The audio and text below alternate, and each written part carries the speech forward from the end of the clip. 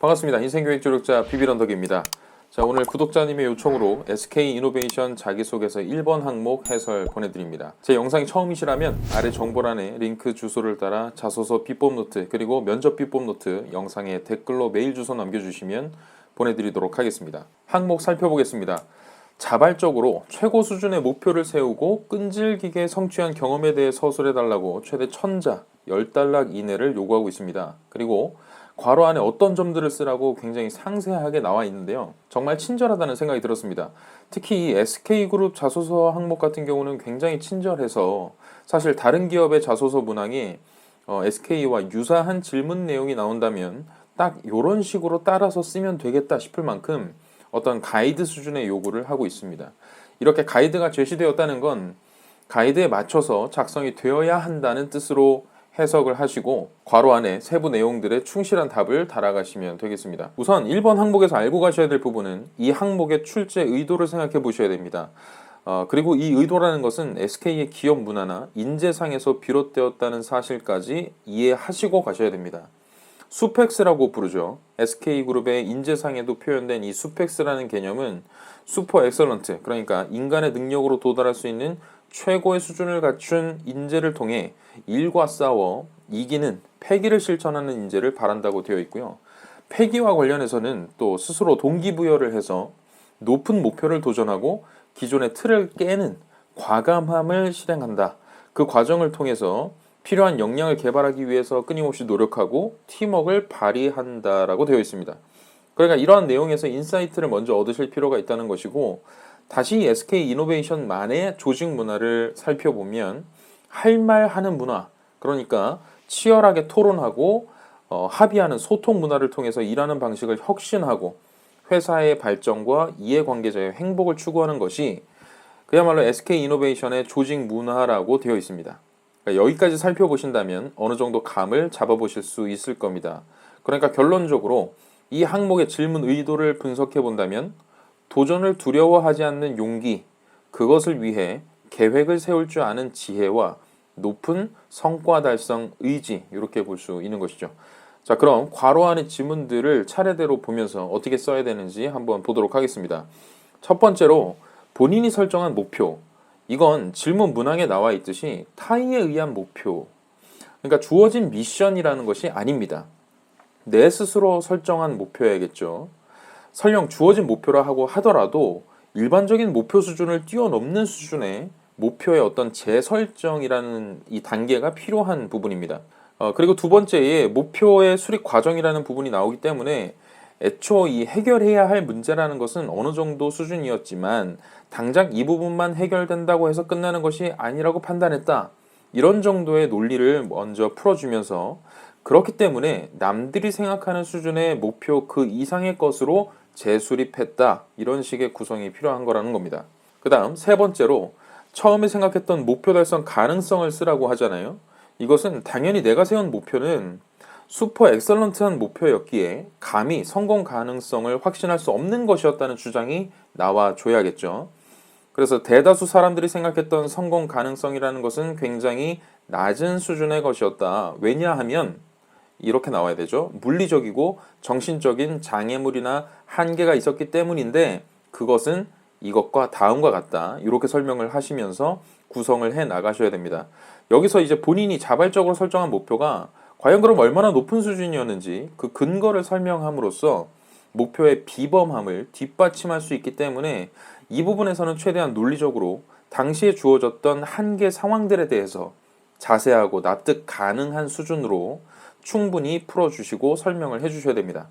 이게 이제 뒤에 나오는 네 번째인 수행 과정에서 부딪힌 장애물 및 그때의 감정, 이 부분과 이제 이어지는 것이죠. 그래서 여기에서 느끼는 감정이라는 것은 어떤 것이어야겠습니까? 비록 남들이 안 된다고 만류하기도 하고 눈에 보이지 않는 한계선들을 그들 스스로 만들어가는 것을 지켜보는 것 자체가 굉장히 힘들었고 나 역시 쉽지 않을 것임을 알고 있었다. 하지만 그러나 포기하기보다는 방법을 반드시 찾아내야겠다는 생각이 앞섰고 반드시 성공시켜서 좋은 선례를 남기는 것이 나의 몫이라고 판단했다. 이런 식으로 이제 구성이 되어야겠죠. 그리고 이제 다섯 번째에도 나오듯이 목표 달성을 위한 구체적 노력 단계가 나와야겠죠. 이때 먼저 설명드린 SK이노베이션만의 기업 문화를 잠깐 상기하고 차용해 올 필요가 있습니다. 그러니까 이런 노력도 포함된다는 거죠.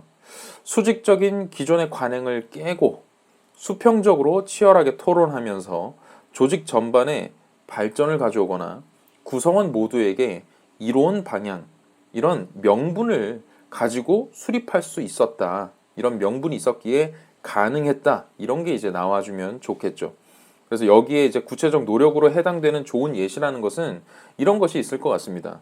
일단 존중, 그리고 경청하는 자세로 의견을 수렴하는 것이 필요하고 검증해 나가는 단계가 들어가야 될 것이고요. 함께 해나갈 사람들을 끊임없이 설득했고 그들이 행동에 옮길 수 있도록 독려했다. 그리고 중간 과정을 나는 끊임없이 관리했고 피드백했다. 더불어 작은 실패들에 대해서 원인을 따져서 분석해 보기도 했고 우리가 빚은 실수가 되풀이되지 않도록 기록했고 매뉴얼화했다. 그것을 통해서 또 다른 대안을 찾아냈고 걱정하기보다는 먼저 실천을 했다 등등의 거리들이 나와 주어야 된다는 겁니다. 그리고 실제 결과와 관련해서는 사실 이게 뭐 성공으로 아름답게 마무리되었다면 얼마나 좋겠습니까만 여러분들에게 그런 사례가 많지 않을 거예요. 그리고 최고 수준의 목표를 어떤 것을 설정하는지도 잘 모르는 상황에서 성취 경험을 이야기해야 한다는 것이 굉장히 부담스러울 수 있습니다. 그래서 만약에 이런 소재를 찾기 어려우시다면 저는 과감히 여러분들이 도전했지만 실패한 경험도 좋다고 봅니다. 그러니까 위에 각 괄호에 담긴 메시지를 충분히 담아낼 수 있는 소재라면 그것이 가능하다는 이야기죠. 그래서 비록 성공했다고 자신할 수는 없다. 그러나 내가 얻은 것은 함께하는 구성원들로 하여금 다 같이 도전하는 것에서 보람과 기쁨을 느끼게 했다는 것. 누군가와 뜻을 모아 옳다고 생각하는 어떤 명분을 향해 무언가를 위해 나의 그런 선한 영향력을 미칠 수 있었다는 것. 그래서 눈에 보이는 당장의 성과는 아니었지만 눈에 보이지 않는 사람들의 태도와 습관 그리고 지금까지 이어져 내려오던 관습들을 바꾸는 것이야말로 나로서는 최고의 성취라고 생각했다. 그래서 이런 식의 마무리가 얼마든지 가능할 수 있다는 이야기입니다. 그리고 마무리하실 때는 여기서 이제 끝나는 것이 아니고 잊지 않으셔야 될 부분이 그래서 내가 얻은 교훈을 가지고 향후에 SK이노베이션에 입사한 뒤에 이와 유사한 상황이 초래되었을 때 혹은 내가 앞으로 업무를 해나가는 데 있어서 적용할 것이고 기여할 것이다. 이런 포부가 어느 정도 나와 주어야 하는 겁니다. 그래서 저한테 문의를 주신 구독자님께서는 사실 학점 4.5점 그리고 자격증 취득 이런 부분 외에는 생각나는 것이 없다고 말씀을 해주셨는데 당연히 이제 이런 부분들은 쓰시면 안 되죠. 이런 것들을 소재로 잡고 가시면 뒤에서 풀어나가는데 굉장히 제한적일 수밖에 없습니다. 그래서 위에서 설명드렸던 것에 부합할 만한 소재들을 먼저 좀 찾아보시는 노력이 필요하고요. 그런 소재를 좀 더 쉽게 찾기 위해서 어느 정도 이제 조언을 드리자면 이런 거죠. 이 정도의 기준에 충족을 해야 합니다. 첫 번째로 개인적인 영달의 목적 이런 것보다는 조직의 성장이나 조직의 어떤 문제 해결과 관련된 것이 우선적으로 좋고요. 두 번째로는 혼자 노력해서 혼자 해결했다가 아니라 공동의 노력을 통해서 어떤 조직의 문제점들을 해결해 나갔던 그런 과정. 그러니까 공동의 어떤 목표를 향해서 다 함께 도전했던 사례가 제일 좋습니다. 그래서 일례를 들자면 뭐 이런 거죠. 학과 학생회 활동이나 동아리 활동 중에 있었던 에피소드나 경진대회를 준비해 나가는 과정 속에서 구성원들 간의 갈등을 마무리 짓고 결과적으로 좋은 성과를 얻었던 경험 또는 이제 아르바이트도 충분히 나올 수 있습니다. 아르바이트를 하시면서 직접적으로 아르바이트를 하실 때 그 매장, 그 업소의 매출 향상에 내가 직접적으로 기여했던 부분 아이디어를 냈고 불가능한 목표 같았지만 구성원들과 함께 그 목표를 달성했던 경험이죠. 그리고 또는 집단 간의 해결책으로서 내가 중간에서 기여했던 사례들 이런 부분을 찾아보신다면 크게 무리가 없을 겁니다.